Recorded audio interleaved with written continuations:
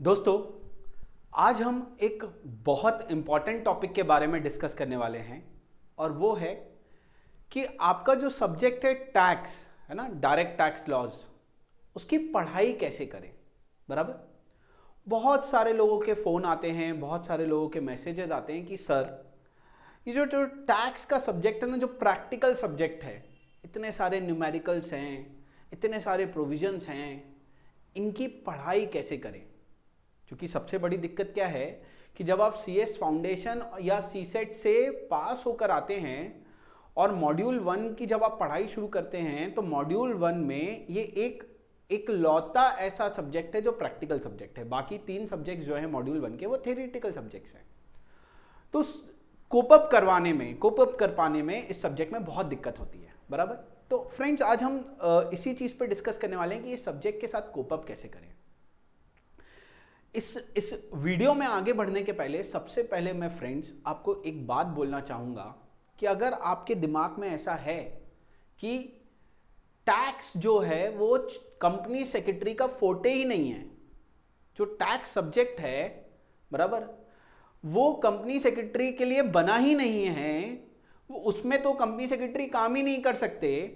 क्योंकि अगर आपके दिमाग में ये बात रही ना फ्रेंड्स कि कंपनी सेक्रेटरीज के लिए तो टैक्स है ही नहीं, हमें तो सिर्फ लॉ ही पढ़ना है, कंपनी लॉ हो गया, सिक्योरिटीज लॉज हो गया और बाकी के जो भी लॉज हैं वो ही पढ़ना है, ये टैक्स सब्जेक्ट तो हमारे मतलब का ही नहीं है। क्योंकि आगे जाके जब when we become a company secretary तो ये सब्जेक्ट तो हमारे काम का ही नहीं रहेगा। अगर फ्रेंड्स आपके दिमाग में ये बात है तो आप बिल्कुल इस बात को आपके दिमाग से निकाल दीजिए। क्यों? क्योंकि जब तक आपके दिमाग में ये बात रहेगी ना फ्रेंड्स कि टैक्स तो हमारा फोटे ही नहीं है, हमको तो आगे जाके इसमें काम ही नहीं करना, तब तक आपका इस सब्जेक्ट में इंटरेस्ट ही नहीं बनेगा। समझ रहे हो आप? क्योंकि बहुत लोग ऐसा बोलते हैं कि टैक्स तो सिर्फ चार्टेड अकाउंटेंट का फोटे है, चार्टेड अकाउंटेंट्स ही टैक्स में प्रैक्टिस करते हैं, कंपनी सेक्रेटरी थोड़ी प्रैक्टिस करता है। ये एकदम मिथ है, ये एकदम गलत बात है। क्यों भाई? कंपनी सेक्रेटरी भी टैक्स में प्रैक्टिस कर सकता है। क्यों नहीं कर सकता? लोगों को इन्वेस्टमेंट एडवाइजरीज दे सकता है कि आप अपना पैसा कहां इन्वेस्ट करो ताकि आपको टैक्स में छूट मिले, डिडक्शंस मिले। आपको टैक्स प्लानिंग करवा के दे सकता है कंपनी सेक्रेटरी। हां, टैक्स ऑडिट नहीं कर सकता कंपनी सेक्रेटरी, क्योंकि पावर नहीं है, वो चार्टर्ड अकाउंटेंट के पास पावर है। But other than tax audit, बाकी सब चीजें से रिलेटेड, टैक्स से रिलेटेड, तो कंपनी सेक्रेटरी भी प्रैक्टिस कर सकता है। तो फ्रेंड्स, एक बात आप बिल्कुल दिमाग से निकाल दीजिए कि आगे जाके when we become a company secretary तो टैक्स तो हमारे काम का ही नहीं है। अगर आप ये लेकर चले ना फ्रेंड्स तो tax will become a difficult subject. तो ये दिमाग में से आपको निकाल देना है। बिल्कुल आप कंपनी सेक्रेटरी बनने के बाद बिल्कुल आप टैक्स में प्रैक्टिस कर सकते हैं। अगर ऐसा होता कि कंपनी सेक्रेटरी टैक्स में प्रैक्टिस ही नहीं कर पाता तो इंस्टीट्यूट अपने सिलेबस में एग्जीक्यूटिव और फाइनल के लेवल में 100 मार्क्स का पेपर तो नहीं देता। बराबर। अगली बात फ्रेंड्स, आप बिल्कुल इस सब्जेक्ट को ये मत समझिए कि ये बहुत डिफिकल्ट सब्जेक्ट है। ये भी बाकी सब सब्जेक्ट जैसा ही सब्जेक्ट है फ्रेंड्स। ऐसा नहीं है कि ये तो प्रैक्टिकल सब्जेक्ट है, इसमें इतने सारे प्रोविजंस हैं, सर हम कैसे पढ़ेंगे, कैसे हम इसको याद रखेंगे। बिल्कुल याद होता है, बिल्कुल याद होता है, बिल्कुल इसके न्यूमेरिकल्स बनते हैं। वही अपन इस वीडियो में डिस्कस करने वाले हैं। तो इस वीडियो को आगे देखने के पहले एक चीज अपन अपने आप से प्रॉमिस करेंगे कि टैक्स में कंपनी सेक्रेटरी भी प्रैक्टिस कर सकता है और आगे जाके अपना करियर बना सकता है। और इस सब्जेक्ट को हमको ऐसे पढ़ना है कि आगे कंपनी सेक्रेटरी बनने के बाद हमको टैक्स का काम आएगा। बराबर। फ्रेंड्स, आपको इस सब्जेक्ट में, है ना, अगर एग्जाम्पशन स्कोर करना है और बिल्कुल हो सकता है 70+ मार्क्स आप इस सब्जेक्ट में बिल्कुल ला सकते हैं। कैसे ला सकते हैं जो मैं बताऊंगा, अगर आपने वो स्टेप्स फॉलो कर ली तो टैक्स का पेपर आपके लिए एकदम इजी बन जाएगा और आप बिल्कुल 70+ मार्क्स ला सकते हैं। है ना, आपको मेहनत करनी होगी बस। देखते हैं फ्रेंड्स, अगर आपको टैक्स में 70+ मार्क्स लाने हैं, आपको अच्छा स्कोर करना है, तो आप क्या करेंगे? सबसे पहली बात, आप एक चीज देखिए, आपका जो टैक्स का पेपर है ना फ्रेंड्स, जो टैक्स का पेपर है it is divided into 2 parts, बराबर? ये तो आपको सबको पता है। डायरेक्ट टैक्स जिसमें आपको इनकम टैक्स पढ़ना है, दूसरा इनडायरेक्ट टैक्स जिसमें आपको 2 चीजें पढ़नी है, जीएसटी और कस्टम्स। ये 50 मार्क्स का है और ये भी 50 मार्क्स का है। अब 50 मार्क्स में से 35 से 40 मार्क्स फ्रेंड जीएसटी आता है, बराबर, और 10 to 15 मार्क्स कस्टम्स आता है, बराबर? एमसीक्यू पेपर है। तो फ्रेंड्स यहां पर आपको लगाना होगा एबीसी एनालिसिस। एबीसी एनालिसिस मतलब जो आपको ज्यादा स्कोर करने में हेल्प करेगा उसको आप दीजिए ए, उससे कम वाले को दीजिए बी और उससे कम वाले को दीजिए सी। फ्रेंड्स इन तीनों टॉपिक में से आप ए मार्क करिए जीएसटी को, बी मार्क करिए कस्टम्स को और सी मार्क करिए इनकम टैक्स को। क्यों मैं बोल रहा हूं? क्योंकि फ्रेंड्स जीएसटी टॉपिक थोड़ा छोटा है और वेटेज बहुत बड़ा है ना? अगर आप देखिए जीएसटी इनकम टैक्स के कंपैरिजन में जीएसटी थोड़ा सा छोटा है, मैं ऐसा नहीं बोलूंगा बहुत छोटा है, जीएसटी का भी दायरा बहुत बड़ा है, बट इनकम टैक्स के कंपैरिजन में जीएसटी थोड़ा छोटा है। अगर आपने उसको अच्छे से प्रिपेयर कर लिया तो आप आराम से वहां 35 से 40 मार्क्स के लिए आराम से अटेम्प्ट कर सकते हैं, इसलिए ए दीजिए। कस्टम्स जो 10 to 15 मार्क्स कवर करता है आपके एग्जाम में, उसको आप बी दीजिए, क्योंकि अगर आपने जीएसटी और कस्टम्स अच्छे से कर लिया फ्रेंड्स तो 50 मार्क्स तो आपके श्योर शॉट हो जाते हैं। क्लियर? और फिर आइए इनकम टैक्स पे। इनकम टैक्स की फ्रेंड्स दुनिया बहुत बड़ी है, बराबर? इनकम टैक्स की फ्रेंड्स दुनिया बहुत बड़ी है ना? इनकम टैक्स का दायरा बहुत बड़ा है, वो खत्म ही नहीं होता। तो आप इनकम टैक्स को भी अच्छे से करके जाइए, लेकिन अगर मैं बोलूं एग्जाम कैसे क्लियर करना है तो पहले जीएसटी, फिर कस्टम्स और फिर इनकम टैक्स, क्योंकि इनकम टैक्स की दुनिया बहुत बड़ी है और मार्क्स कितने हैं? 50 मार्क्स हैं। क्लियर? तो आप इनकम टैक्स को, अगर आपने थोड़ा बहुत कम ज्यादा भी रहा आपका इनकम टैक्स, तो भी आपका पेपर आराम से निकलेगा विथ वेरी गुड मार्क्स। क्योंकि जीएसटी थोड़ा इजी है इनकम टैक्स के कंपैरिजन में, तो आप 35 to 40 मार्क्स वहां कवर करेंगे। कस्टम्स आपको पता है एकदम छोटा टॉपिक है, वहां पर आपके 10 to 15 मार्क्स कवर होते हैं, तो 50 मार्क्स तो यहीं कवर हो गए। और फिर इनकम टैक्स में आप मेहनत कर ही रहे हैं, तो वहां पर अगर आप 25-30 मार्क्स भी कवर करते हैं तो आराम से आपके 60 to 80 के बीच में आराम से इस पेपर में आपका स्कोर हो सकता है। बस थोड़ा सा स्ट्रैटेजी लगाने की जरूरत है फ्रेंड्स, बराबर? अगली चीज, आप इनकम टैक्स में फ्रेंड्स या जीएसटी में फ्रेंड्स या कस्टम्स में फ्रेंड्स जब भी कोई टॉपिक पढ़ें, है ना, जब भी कोई टॉपिक पढ़ें, वो टॉपिक के साथ friends MCQ plus subjective questions दोनों सॉल्व करें।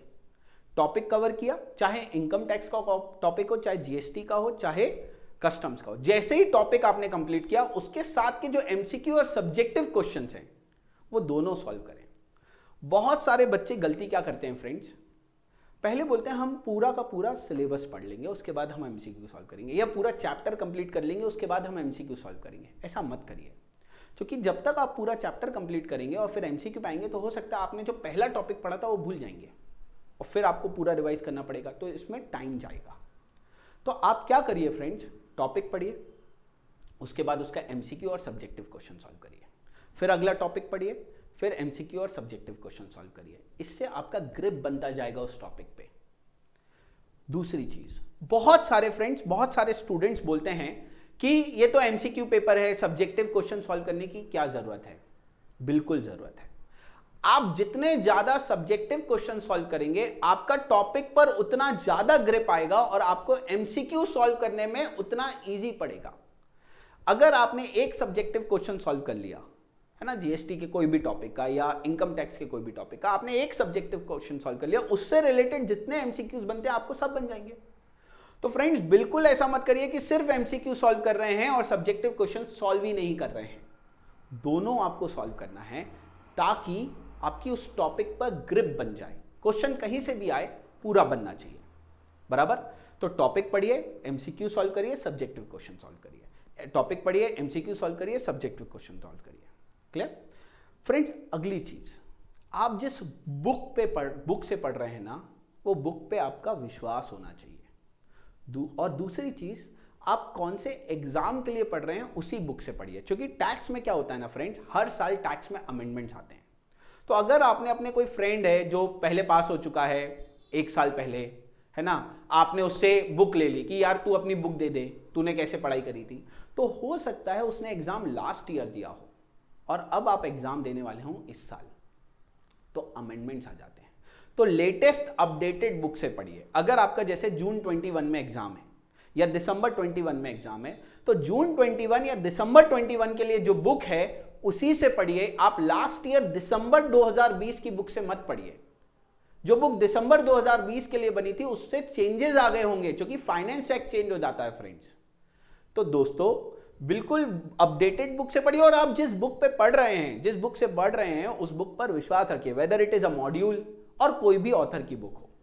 और नंबर ऑफ एमसीक्यूज और सब्जेक्टिव क्वेश्चन ज्यादा सॉल्व करिए। बराबर? आपने फ्रेंड्स इतना किया ना, तो आपका वो सब्जेक्ट पे ग्रिप बनता जाएगा। आप जितने ज्यादा एमसीक्यूज सॉल्व करेंगे उतना ज्यादा उस सब्जेक्ट पे आपका ग्रिप आएगा। एक और बात फ्रेंड्स, टैक्स के लिए, क्योंकि टैक्स की दुनिया फ्रेंड्स इतनी बड़ी है ना, कि जो पहले का पढ़ते हैं, आज जो पढ़ा हो सकता है पहले का अपन भूल जाएं।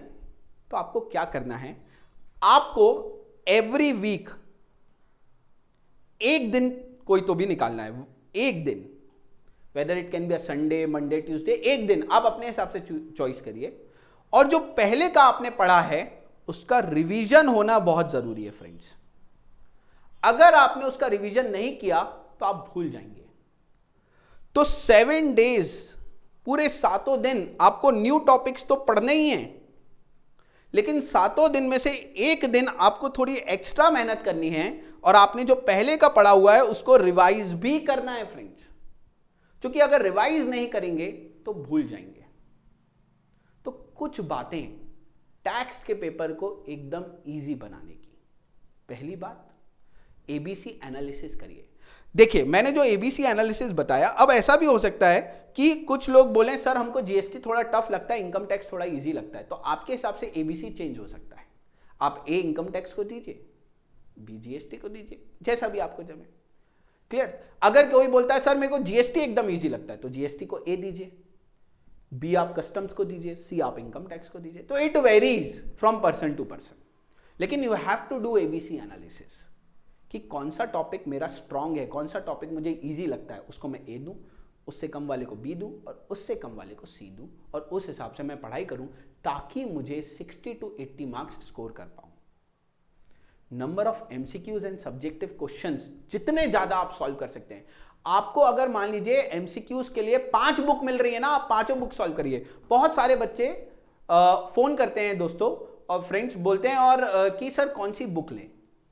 कोई भी बुक लीजिए, कोई प्रॉब्लम नहीं। आपको 4 बुक लेनी है, आप 4 बुक लीजिए और चारों बुक को सॉल्व, लेकिन डेडिकेशन से सॉल्व करिए, है ना। ऐसा नहीं है कि 4 बुक सजाने के लिए ले ली है अपने पीछे, भाई की भाई कोई आए अपना दोस्त आए तो बोले अरे बहुत पढ़ाई करता है यार ये तो, या अपने रिलेटिव्स आए तो बोले यार बहुत पढ़ाई करता है, देखो कितनी बुक्स रखी है। कोई मतलब नहीं है ना।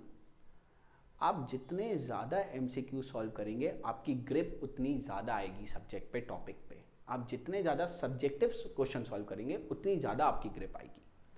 तो सिर्फ बुक शेल्फ में सजाने के लिए मत लीजिए, उसको पढ़िए, उसके क्वेश्चंस को सॉल्व करिए।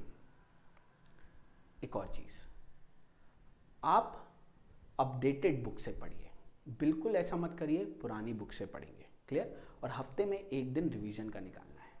फ्रेंड्स लास्ट बात जो आपको टैक्स के पेपर के लिए बहुत हेल्प करेगी, और ये जो मैं बात आपको बताने जा रहा हूं ये आपको बाकी सब्जेक्ट्स के लिए भी हेल्प करेगी। फ्रेंड्स बहुत सारे लोग टाइम टेबल बनाते हैं, है ना, टाइम टेबल बनाते हैं कि भैया मॉर्निंग 6 बजे उठेंगे। सबके साथ होता है, मेरे साथ भी हुआ है, मैं जब पढ़ता था मेरे साथ भी हुआ है, सबके साथ होता है। मॉर्निंग 6 बजे उठेंगे, ब्रश व्रश करेंगे, थोड़ा सा चाय वाय पियेंगे, कॉफी पियेंगे, या किसी को ग्रीन टी पीनी है ग्रीन टी पियेंगे, और 7 बजे से तो हम पढ़ने बैठ जाएंगे और 7 से 9 तो हम टैक्स पढ़ेंगे। ये 2 घंटे में तो हमको टैक्स पढ़ना है, हम बिल्कुल उठेंगे ही नहीं अपनी जगह से। होता क्या है, अपनी नींद ही खुलती है 10 बजे, सो के ही 10 बजे उठते हैं और फिर बोलते हैं अरे यार आज का दिन तो निकल गया टैक्स का, अब कल से पढ़ेंगे, और कल भी वही होता है। ऐसे तो आपका सिलेबस कंप्लीट ही नहीं होगा। ये टाइम टेबल सिर्फ मन में अच्छा लगता है कि हमने देखो 7 से 9 टैक्स का बनाया, 10 से 11 हमने जूरिस का बनाया, ये सब मन में अच्छा लगता है। प्रैक्टिकली ये टाइम टेबल कभी जिंदगी में पॉसिबल ही नहीं है, बहुत ही डेडिकेशन चाहिए, बहुत। बराबर फ्रेंड्स, टाइम टेबल ऐसा होना चाहिए जिसको फॉलो कर पाए।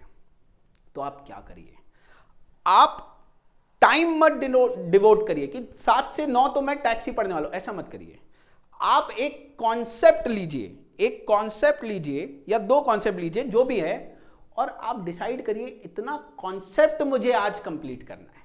अब चाहे उसमें 1 घंटे लगे, चाहे 2 घंटे लगे, चाहे 3 घंटे लगे, आपको फ्रेंड्स टाइम डिवाइड नहीं करना है, आपको आपके बुक के कॉन्सेप्ट्स डिवाइड करने हैं कि हर दिन मुझे इतना इतना टॉपिक कंप्लीट करना है। अगर आपने फ्रेंड्स अगर कॉन्सेप्ट डिवाइड कर लिया ना, तो आपको पता रहेगा आप कितने पानी में हो और आपका कितना पोर्शन कब कब कंप्लीट हो रहा है।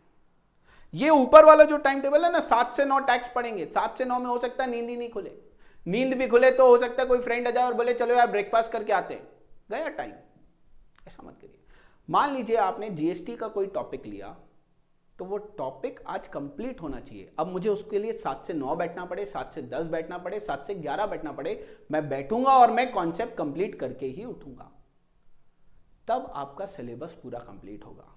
तो never divide the time, always divide the concepts. Never divide the time, वो समय तो कभी अपन फ्रूटफुल यूज ही नहीं कर पाते। ऑलवेज डिवाइड द कॉन्सेप्ट्स कि भैया आज मुझे इतना कॉन्सेप्ट कंप्लीट करना है। फ्रेंड्स, ये थोड़ी छोटी छोटी बातें हैं जो आपने फॉलो कर ली, तो आप टैक्स के पेपर में बहुत अच्छा एक्सेल कर सकते हो और आपको टैक्स का पेपर बहुत इजी बन जाएगा।